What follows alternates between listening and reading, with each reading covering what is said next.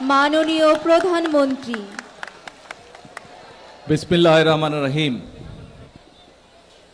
প্রিয় বাগবাড়িবাসী, মুরব্বীবর্গ, মা বোনেরা, এলাকাবাসী ভাইয়েরা, উপস্থিত অতিথিবৃন্দ এবং সকল উপস্থিতিবৃন্দ, আসসালামু আলাইকুম।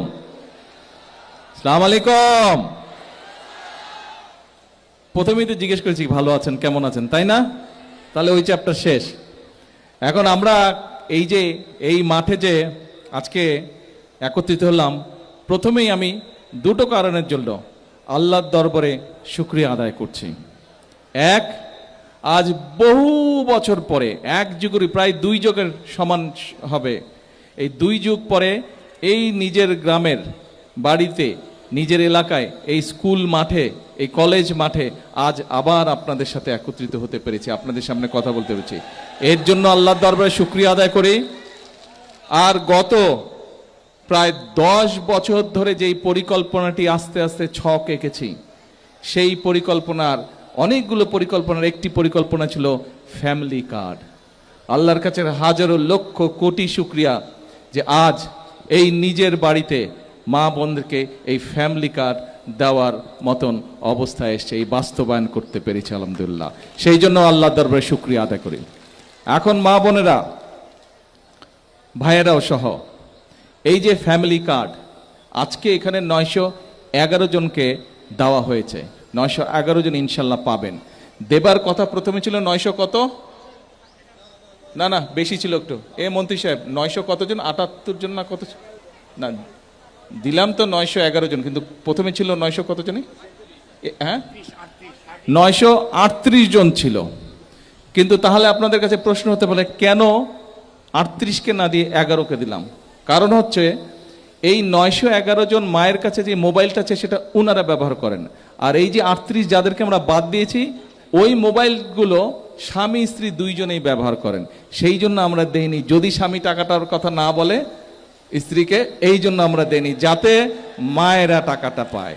আমাদের লক্ষ্য হচ্ছে, আমাদের উদ্দেশ্য হচ্ছে, আমরা এই সরকারের কোষাগার থেকে যে অর্থটা দিব, এই অর্থটা আমরা মায়েদের হাতে তুলে দিব, যাতে করে মায়েরা তাদের সন্তানদেরকে লেখাপড়া শেখাতে পারে, মায়েরা যাতে তাদের সন্তানদেরকে একটু ভালো খাওয়া দিতে পারে, এবং একই সাথে মায়েরা যাতে আস্তে আস্তে করে একটু টাকা জমিয়ে নিজেদের ছোটোখাটো একটা ছোটোখাটো ব্যবসা শুরু করতে পারে, যাতে সেখান থেকে আয় রুজি হয়। সেই জন্য আমরা চাই এই মায়েদেরকে দেব।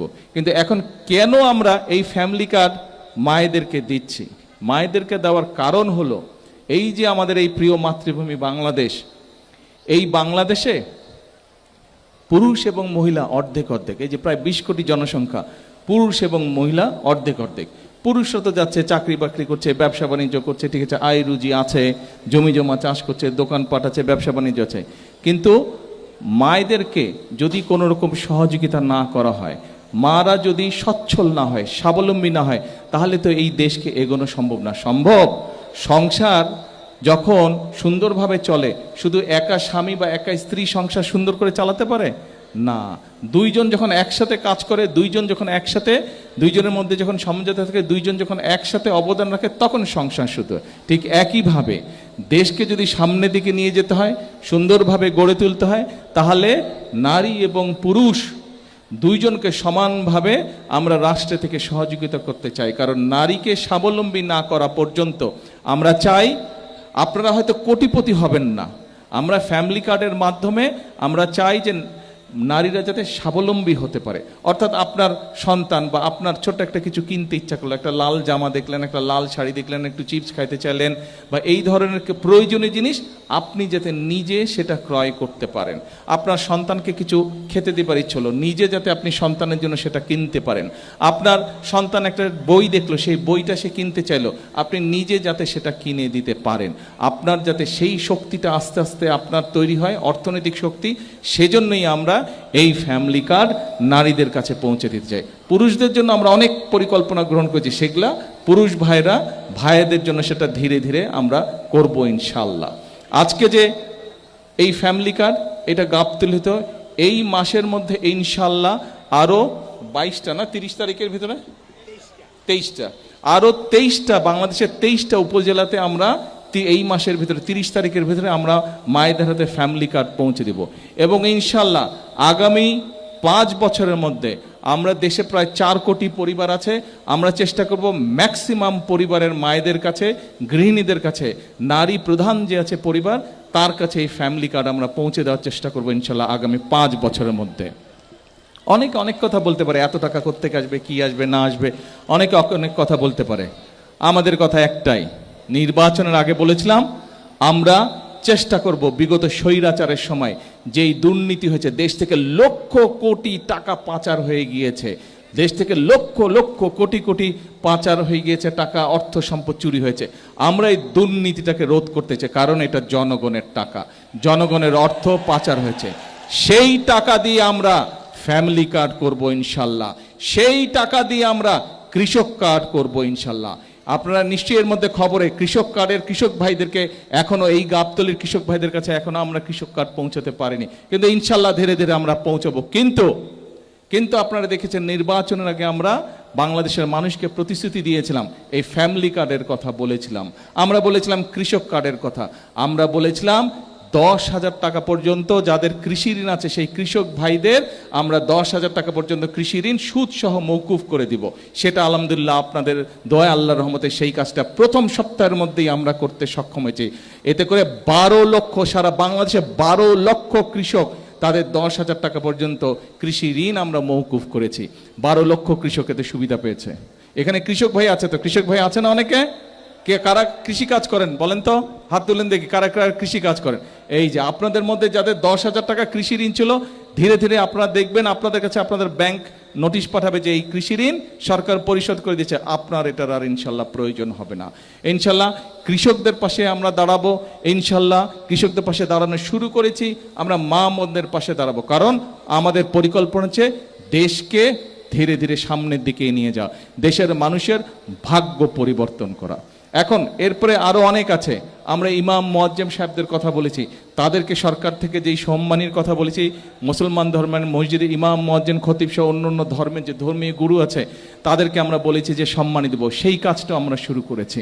আমরা খাল খনন, এই যে এই কর্মসূচি শেষ করে এই খালটার নাম জানি কি,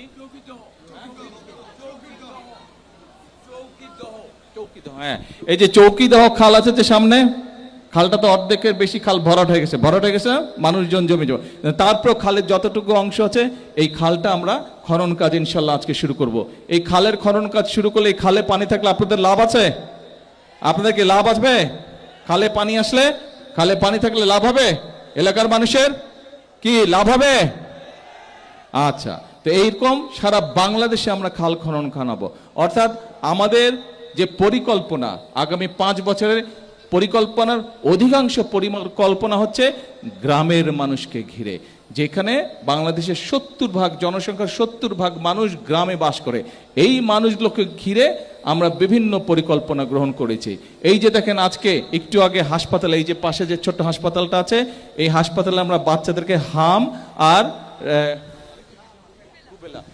আর রুবেলার ভ্যাকসিনেশন আমরা দিয়েছি, ইনজেকশন আমরা দিয়েছি, টিকা দিয়েছি। কেন? আমরা দেখেছি গত যেই স্বৈরাচারকে 5ই আগস্ট এই বাংলাদেশের জনগণ বিদায় করে দিয়েছে, খেদিয়ে দিয়েছে এই দেশ থেকে, যারা পালিয়ে গেছে, ওদের সময়ও আমরা দেখেছি যে এই বাচ্চাদের জন্য, এই অসুখের জন্য যে টিকা লাগে, ওষুধ লাগে, সেটা তারা বিদেশ থেকে আনে নাই। একই সাথে তারপরে 5 তারিখে যেই সরকার আসলো, সেই সরকারও প্রায় 1.5 বছর ক্ষমতা ছিল, তারাও বাচ্চাদের কথা চিন্তা করেনি, তারাও এই ওষুধটা আনেনি। ফলে মধ্যখান দিয়ে কি হলো, এই অসুখটা যখন শুরু হলো, দুর্ভাগ্যজনকভাবে অনেকগুলো শিশু প্রাণ হারালো। অর্থাৎ কিছু মানুষের গাফিলতির কারণে বাংলাদেশের বেশ অনেকগুলো শিশু আজ প্রাণ হারিয়েছে। আর যাতে শিশু প্রাণ না হারাতে পারে কোনো শিশু, সেই জন্য তাড়াতাড়ি আমরা বিদেশ থেকে এই ওষুধটা এনেছি। ওষুধটা এনে এখন 2 কোটি, সারা দেশের 2 কোটি বাচ্চাকে আমরা এই টিকাটা দিব, যাতে করে বাচ্চারা সুস্থ থাকে, যাতে করে অসুখ না হয়, যাতে করে মায়েদের টেনশন না হয়, যাতে করে বাবাদের টেনশন না হয়। ইনশাল্লাহ সেই কাজ আমরা করব। এখন আসেন, বক্তৃতা দিলে তো অনেক হচ্ছে, বিকালে আবার আরেকটা জনসভা আছে, ওখানেও বক্তৃতা দিতে হবে। হ্যাঁ, কি বলে শুনি না।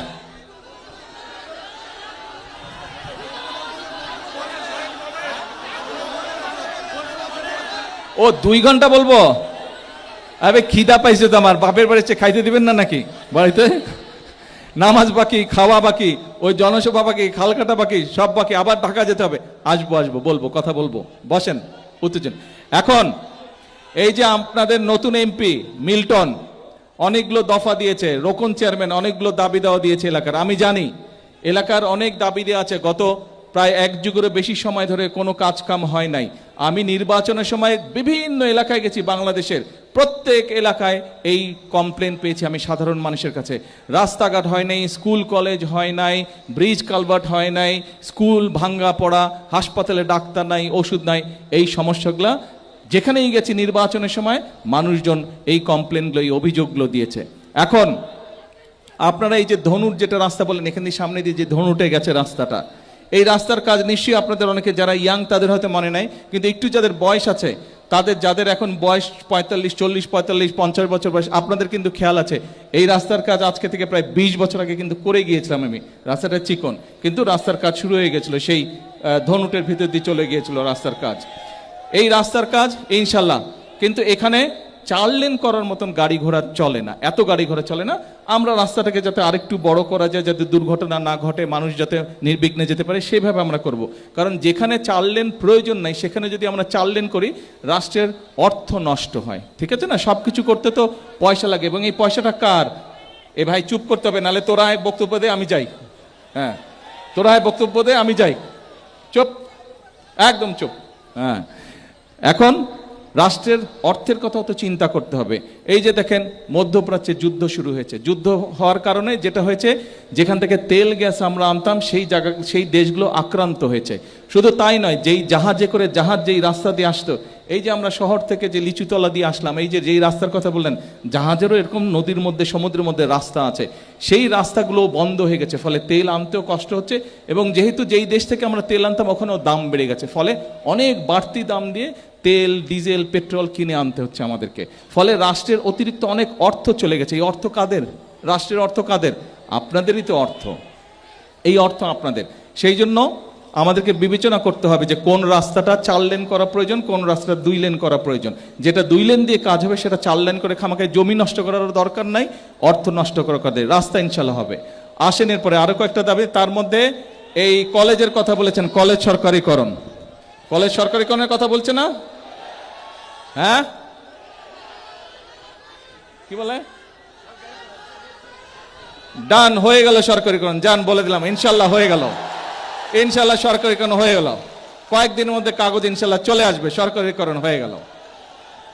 এরপরে উপজেলা। আচ্ছা, এখন শুনেন, এখন একটা আস্তে কথা বলি। এই এলাকাটা কার এলাকা বলেন তো? শহীদ জিয়ার জন্মস্থানের, তাই না? শহীদ জিয়ার জন্মস্থান। এখন আপনাদের যেরকম আমার উপরে, শহীদ জিয়ার উপরে, খালেদা জিয়ার উপরে হক আছে, সারা বাংলাদেশের মানুষেরও তো আছে, তাই না? আমরা যদি সব এখানে করি, সারা বাংলাদেশের মানুষই তো উন্নয়ন থেকে গত 1 যুগেরও বেশি সময় ধরে বঞ্চিত। সবাইকে দিতে হবে, সব গাবতলিতে করলে হবে, বাগবাড়িতে করলে হবে? সারা দেশ উন্নয়ন থেকে বঞ্চিত। কাজেই আমি তো আছি আপনাদের, ইনশাল্লাহ এলাকার উন্নয়ন হবে, কিন্তু আমাদেরকে সারা দেশের প্রতি নজর দিতে হবে। কারণ দেশের মানুষ যদি, একটা কথা বলি মন দিয়ে শুনেন, এ ভাই তুই আয় আমি যাই, এত ফাল পড়তেছে। আচ্ছা, এখন মন দিয়ে একটা কথা শুনেন, মন দিয়ে বলি, একটা কথা বলি, মন দিয়ে শুনেন। আমি যদি দেশটাকে শান্তিতে রাখতে পারি, আমি যদি দেশের মানুষের চাকরি বাকরি ব্যবস্থা করতে পারি, আমি যদি কৃষক কার্ড কৃষকদের হাতে পৌঁছে দিতে পারি, আমি যদি ফ্যামিলি কার্ড মায়েদের হাতে পৌঁছে দিতে পারি, দেশ যদি বেকার যুবক যারা আছে তাদেরকে যদি বিদেশে হোক দেশে হোক চাকরি কর্মসংস্থানের ব্যবস্থা করতে পারি, মানুষ যদি ভালো থাকে, খুশিটা বেশি কে হবে? গাবতলীর মানুষ খুশি হবে না? বাগবাড়ির মানুষ খুশি হবে না? কি হবে? আমি যদি ভালো কাজ করতে পারি, গৌরবটা কার বেশি হবে? কার হবে গৌরব? আপনাদের হবে? তাহলে ভাই ধৈর্য ধরতে হবে, আপনাদেরকে ধৈর্য ধরতে হবে। হবে ইনশাল্লাহ। এর আগে কাজ হয়েছে না এলাকার? এর আগে উন্নয়ন হয়েছে না এলাকার? এইখানে তো ধান ক্ষেত ছিল, এই যে এই রাস্তার উপরে সব দাঁড়ায় আছে। এই আমার মনে আছে 91-এ এই আমি আর লালু সাহেব জিপ নিয়ে পার হয়েছি, কোদাল ছিল গাড়িতে, কোদাল দিয়ে মাটি কেটে কেটে রাস্তা তৈরি করে এখান থেকে কলাপাকা গেছি, কোনো রাস্তা ছিল না। এখন তো এখানে হরহর করে গাড়ি চলে যায়, যায় না? ইনশাল্লাহ। কিন্তু ধৈর্য আমাদেরকে ধরতে হবে সাময়িকভাবে। আপনারা কিন্তু বাগবাড়ির মানুষ, গাবতলির মানুষ, সবার কথা চিন্তা করতে হবে, পুরো দেশের কথা চিন্তা করতে হবে। শুধু নিজের কথা চিন্তা করতে চলবে না। আপনাদের দায়িত্ব হচ্ছে সারা বাংলাদেশের মানুষের কথা চিন্তা করতে হবে, ঠিক আছে? এখন শুধু দোয়া করবেন, এলাকার সমস্যা যেরকম ঠিক করবো আস্তে আস্তে, ইনশাল্লাহ দেশের মানুষেরও যাতে সমস্যার সমাধান করা সম্ভব হয়। আপনাদের তো, আমি আপনাদের ঘরের ছেলে, তো ঘরের ছেলের জন্য দোয়া করবেন না তো কার জন্য দোয়া করবেন? কি করবেন তো? ঠিক আছে, তাহলে আজকে আর কথা না, কথা তো অনেক বলছি, এখন হচ্ছে কাজের সময়, ঠিক আছে? বহু বছর দেশের কাজ হয়নি, বহু বছর মানুষ উন্নয়ন থেকে পিছিয়ে আছে, এখন কথা কম কাজ বেশি, ঠিক আছে? আমার সাথে একমত? তাহলে আমার সাথে একটা স্লোগান দেন, সবাই একটা স্লোগান দেন আমার সাথে, করব কাজ, কে গড়ব দেশ, সবার আগে, সবার আগে। আল্লাহ হাফেজ, বাংলাদেশ জিন্দাবাদ।